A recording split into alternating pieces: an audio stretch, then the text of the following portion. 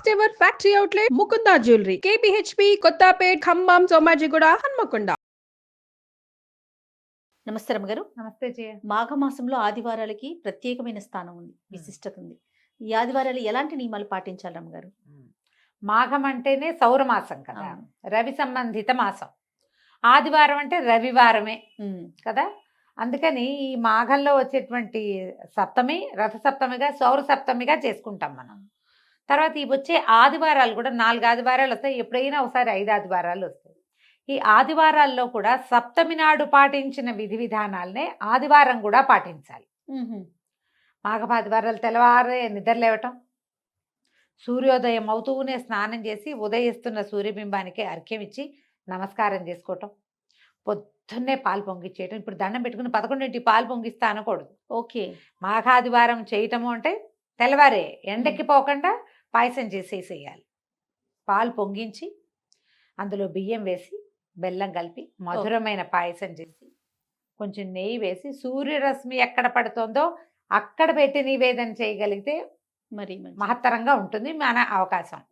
ఈ చిక్కుడాకులు చిక్కుడుకాయల రథాలు అవన్నీ మీకు దొరికితే దొరికినట్టు, దొరకపోయినా మనం సూర్యారాధన చేసుకోవచ్చు.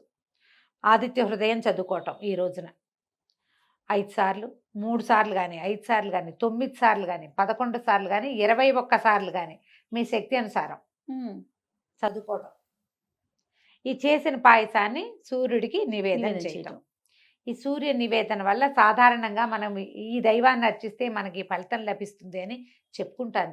ఫలితం కోసం అర్చిస్తారా అని తిరగబాటు వస్తుంటుంది మనకు అప్పుడప్పుడు.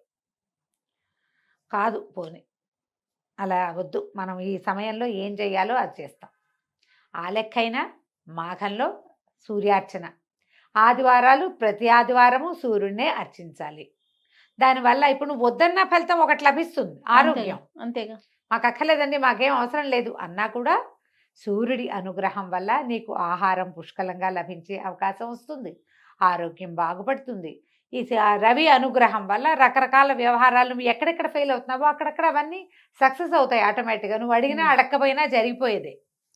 విశేషంగా ఇలా జరుగుతుంది అని చెప్పబడుతుంది అంతే. ఓకే. మనం అది కాకపోయినా అదే జరుగుతుంది. కుదిరితే ఎక్కడైనా సూర్య దేవాలయాలు ఉంటే అక్కడ మీరు నమస్కారం చేసుకునే అవకాశం తీసుకోండి. మనకి సమీపంలో కొన్ని దేవాలయాల్లో సూర్యుడి కోసం అని ఒక మందిరం మండపం ఉన్న ఆలయాలు కూడా కొన్ని కనపడతాయి.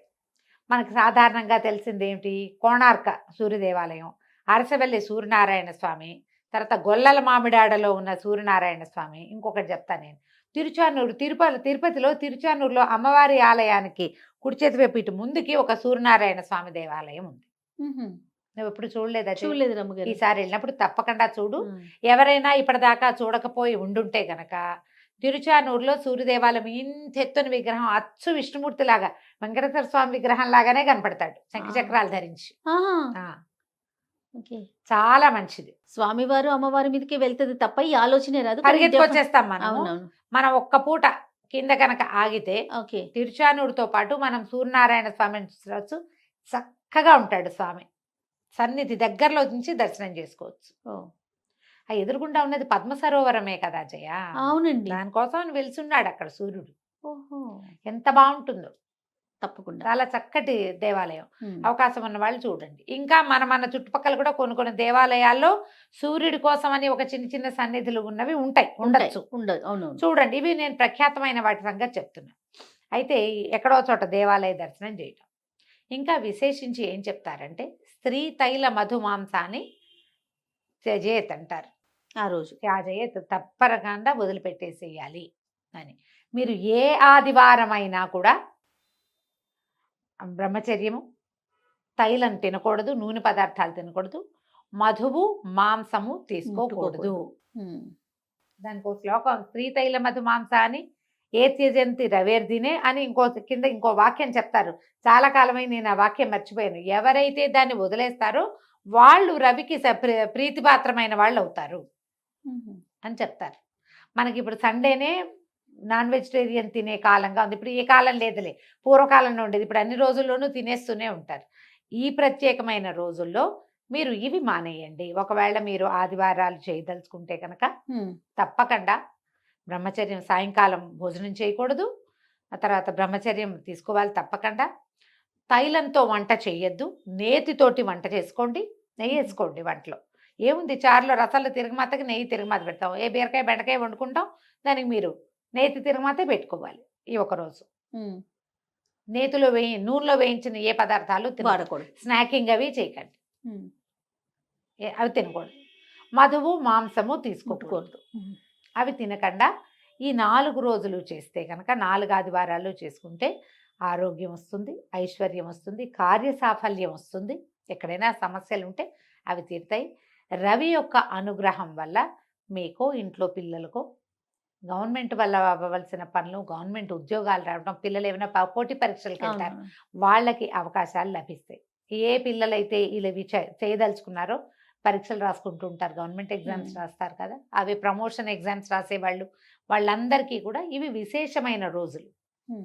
ఈ పొద్దున్నే సూర్యారాధన చేసుకోవటం, పాయసం నివేదన చేసుకొని ప్రసాద్ స్వీకారం చేయటం, ఈ చెప్పబడిన 4 నియమాలు పాటించటం చేస్తే చాలా మంచిది. 4 ఆదివారాలు ఉన్నాయి. ఎన్ని చేస్తే మంచిది, ఒకటైనా అవన్నీ మీ ఇష్టం. 4 ఆదివారాలు చేస్తే చాలా మంచిది.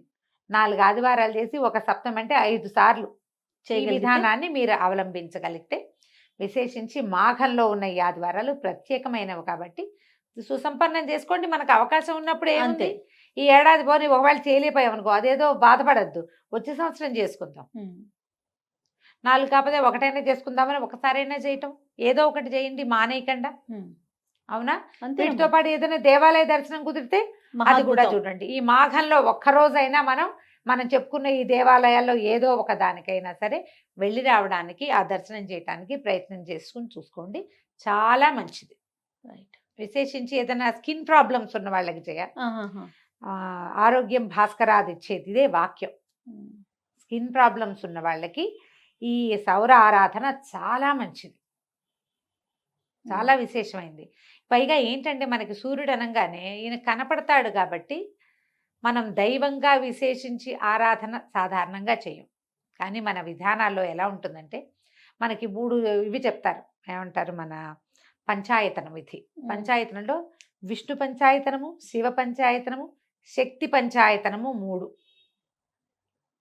ఈ 3ట్లలోనూ సూర్యుడు ఉన్నాడు.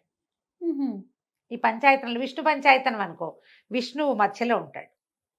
శివుడు, అంబిక, వినాయకుడు, సూర్యుడు, వీళ్ళు 4 పక్కల ఉంటారు. శివ పంచాయతనం అనుకో, శివుడు లింగమూర్తి మధ్యలో ఉంటాడు. విష్ణువు, అంబిక, సూర్యుడు, వినాయకుడు 4 పక్కల ఉంటారు. ఒకవేళ అమ్మవారు అనుకో, శక్తి పంచాయతనం అయితే దుర్గ మధ్యలో ఉంటుంది. శివుడు, విష్ణువు వెనకాల ఉంటారు, సూర్యుడు, వినాయకుడు ముందు ఉంటారు. చూడు, సూర్యుడు ఎంత కామన్ గా ఉన్నాడు, వినాయకుడు ఎట్లాగో సూర్యుడు ఎట్లా కదా. అవును. మనం వినాయకుడికి ప్రత్యేకంగా ఒక రోజు పెట్టుకున్నాం, వినాయక చవితి. ఆయనకి ప్రత్యేకంగా స్వరూపం చేయాలి, బెల్లం ముక్క పెట్టాలి, ఏమిటో చాలా చేయాలి. అవును. విష్ణువుకి అలంకారం చేయాలి, శివుడికి నీళ్లు పోయాలి, ఇన్ని చేయాలి. సూర్యుడికి ఏం చేస్తావు నువ్వు? పొద్దున్నే లేచి దండం ఒకటి పెడితే చాలదు. సింపుల్ కదా, చాలా చాలా సింపుల్. మనం సూర్యుడికి దండం పెడితే విష్ణుమూర్తికి దండం పెట్టినట్టు అంతే. నీకు 2 అధికం ఫలం కదా.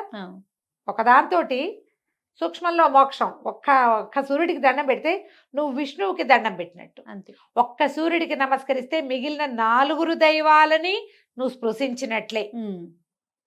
విష్ణువు, శివుడు, శక్తి, వినాయకుడు 4 నువ్వు ముట్టుకున్నట్టే. అందుకని పొద్దున్నే లేచి దండం పెట్టుకోండి, పొద్దున్నే లేవండి, ఇది ఒక పాట. లే లే లే అని లేపుతూ ఉండాల్సి వస్తుంది. పొద్దున్నే లేవండి. మీ చాలా ఆరోగ్య సమస్యలు, చాలా ఆర్థిక సమస్యలు, దైవ సంబంధమైనవి, ఈ మన గ్రహాల వల్ల వచ్చే బాధలు సగానికి పైగా తీరిపోతాయి. గ్రహస్థితి బాగుండని వాళ్ళకి నిద్ర లేవకపోతే ఇంకా అధ్వానంగా ఇంకా పోతారు. చక్కగా పొద్దునే లేచి దండం పెట్టుకోండి. మాఘాదివారాలు ఈ సంవత్సరం 4 ఆదివారాలు వచ్చినాయి, వీటిని సుసంపన్నం చేసుకోండి, చెడగొట్టుకోకుండా, సమయం వృధా చేసుకోకుండా. తప్పకుండా. నమస్తే.